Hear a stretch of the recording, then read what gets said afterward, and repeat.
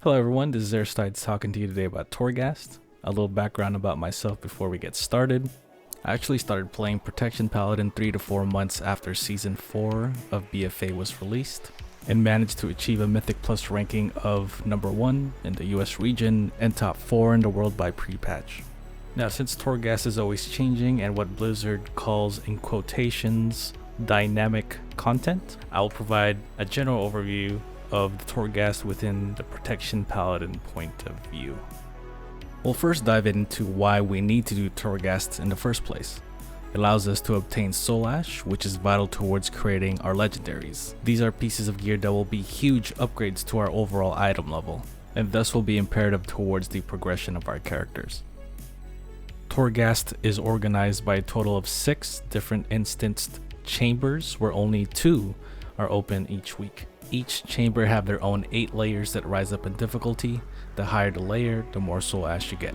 An important thing to note is that you do not have to go through each layer sequentially. You can directly attempt the highest accessible layer to obtain all the possible soul ash from that chamber.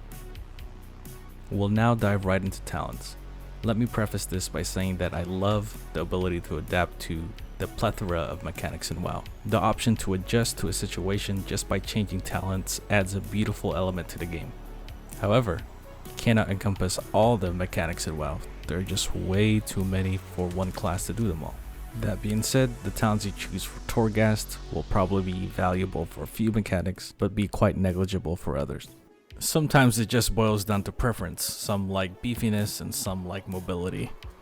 As a buddy of mine always says, whatever floats your goat. Now looking at the level 15 tier, I personally like to choose Holy Shield only because of its passive magic block.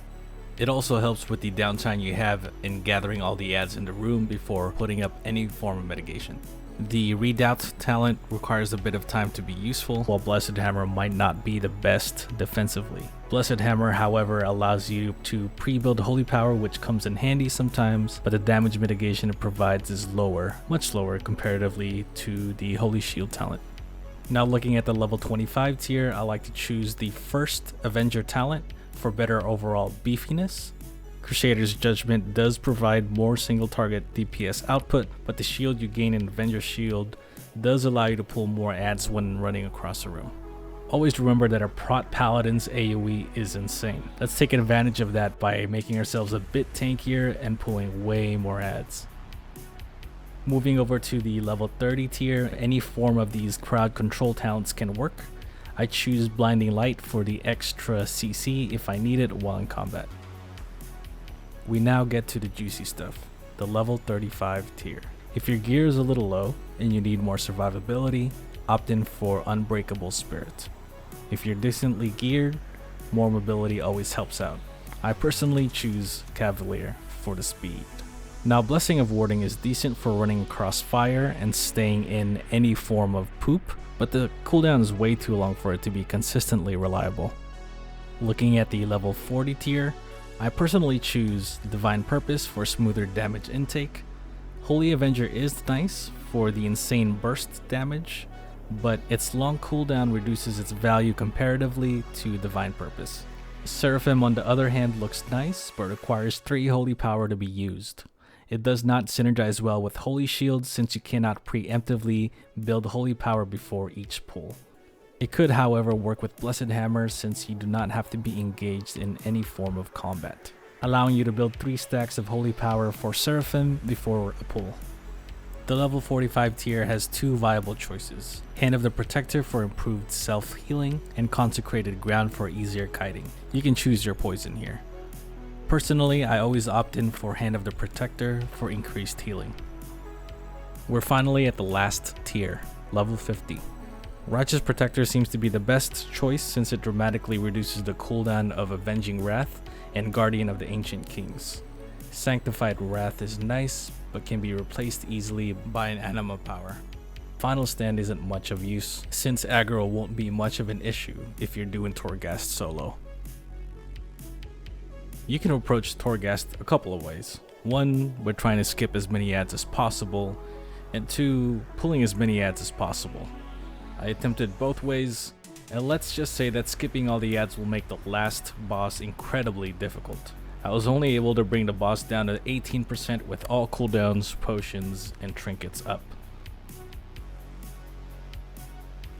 On the other hand, pulling as many ads as I can netted me at the grand total of 21 Anima Powers. The difference between these two approaches was insane. I definitely recommend killing as many ads and breaking as many vases as possible to net the most Anima Powers by the last floor.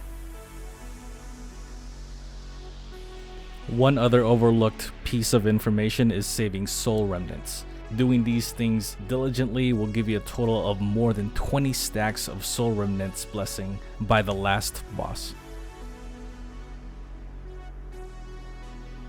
Speaking of anima, here is a great tier list of Anima Powers for Protection Paladins.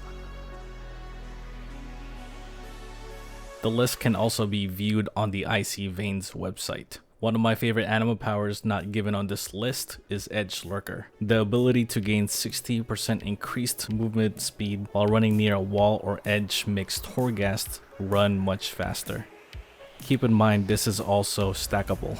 Another important set of Anima Powers are the ones that allow you to increase secondary stats. The major stats important to a Protection Paladin are Haste and Mastery.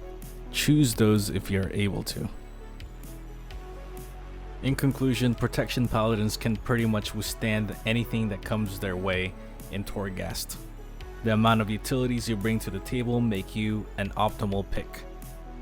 If you have any more questions about Torghast or anything Protection Paladin related, you can reach out to me on my Twitch stream and Discord linked in the description. Thank you guys for watching.